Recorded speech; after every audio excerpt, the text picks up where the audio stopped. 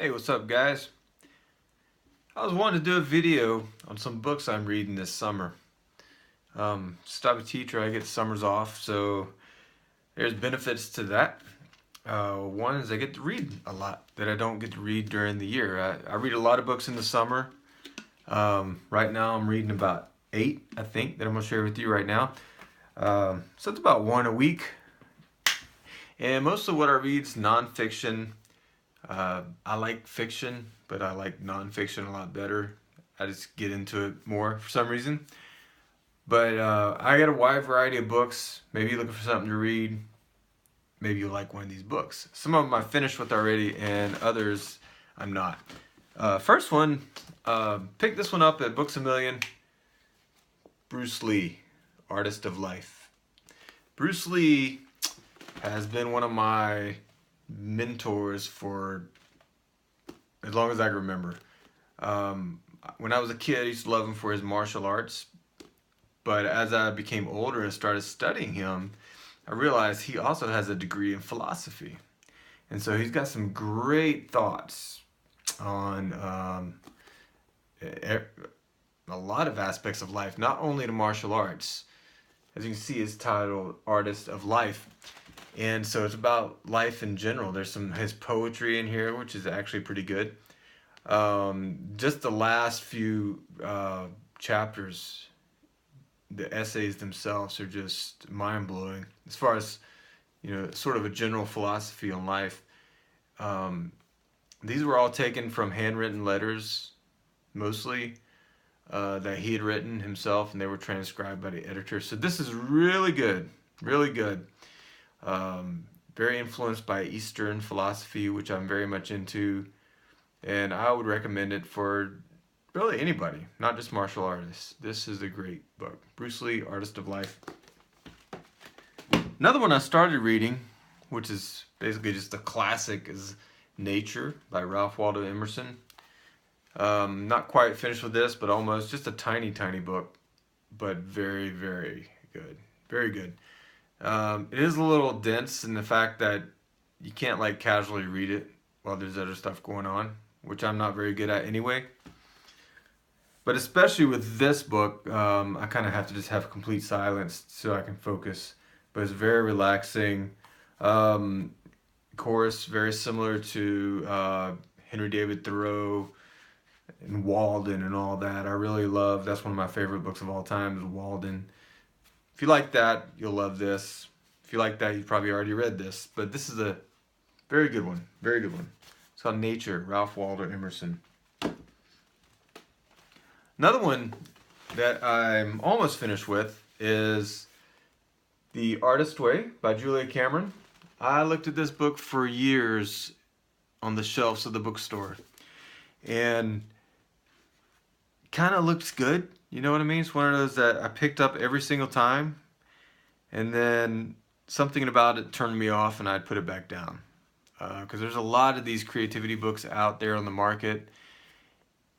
But then I was listening to Tim Ferriss, who's another one of my mentors, people I look up to quite a bit, and I respect his opinions a lot. And he recommended this book. Started with the morning pages, which is a journaling exercise that he does, and which I've been doing for several months now, to kind of have breakthroughs in your own creativity. And this is a good book. It comes with a workbook if you want that, and it even comes with the journal, which is basically this cover with blank pages inside, so you can just do the journal yourself. But she recommends writing 3 sort of stream of consciousness pages by hand every morning when you wake up. And it helps clarify your mind. And so that's what I do. I don't always get 3. I always get at least 1. But 1 to 3, depending on the time I have.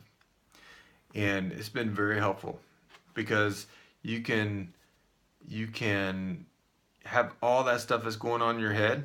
If you're one of those people that have stuff going on in your head a lot, like I am, and you sort of just get it out there on paper at the beginning of the day, and you can kind of forget about it, and and go on with your day. It really clarifies your thinking. So I definitely would recommend this book, called The Artist's Way, A Spiritual Path to Higher Creativity. Then one I picked up when I went to the Dali Museum was actually this: Salvador Dali, 50 Secrets of Magic Craftsmanship. It looks kind of like childish on the front a little bit, but this was written by Salvador Dali, and it literally has 50 secrets to how he obtained the level of quality in his work that he did. And it's kind of weird, like, it's got illustrations from him all throughout the thing. And it's kind of weird because Dali was weird, and you kind of have to get through all that mess when he goes off on these tangents about some esoteric thing. But once you get through that and really focus on what he's saying, he really does give some good advice for artists and how to paint, especially if you're into like paint chemistry and nuances of color and all that kind of thing. He really gets into that pretty deep. So yeah, it's a good book. It's pretty thin as well, but if you're an artist, I definitely recommend this one, Salvador Dali. Now there's two that I haven't finished reading yet. One I started, but these actually have been recommended by several people over the years, and it's another one of those books that I just haven't read. But this summer I decided I'm gonna read it because people say it's so good. And it is The Autobiography of Benjamin Franklin. Now this guy is completely interesting. I mean, he's like into everything, just a really, really intelligent guy, obviously, and most people have a superficial knowledge of him. But I figured I'd buy the autobiography, see what he has to say about himself. And then I bought Walter Isaacson's biography of Benjamin Franklin as well. I'm going to read this one. Walter Isaacson's a very good author, especially when it comes to biographies. I read his biography about Steve Jobs.